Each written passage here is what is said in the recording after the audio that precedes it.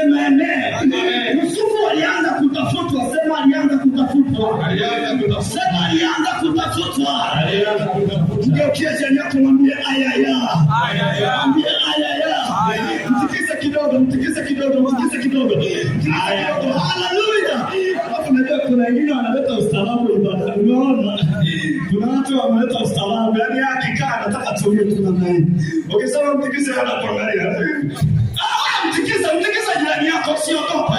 Mtikisa jirani yako usiogope. Bwana Yesu asifiwe. Ibadani inatakiwa uchangamke ili tubarikiwe wote.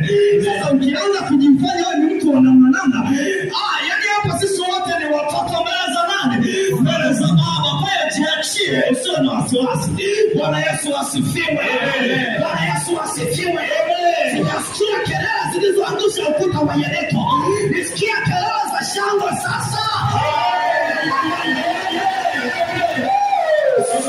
Amen. Bwana Yesu asifiwe. Amen. Biblia inaendelea kusemaje mtumishi wa Mungu? Mstari wa 9. Akaota tena ndoto nyingine. Akawaambia ndugu zake. Akasema, angalieni, nimeota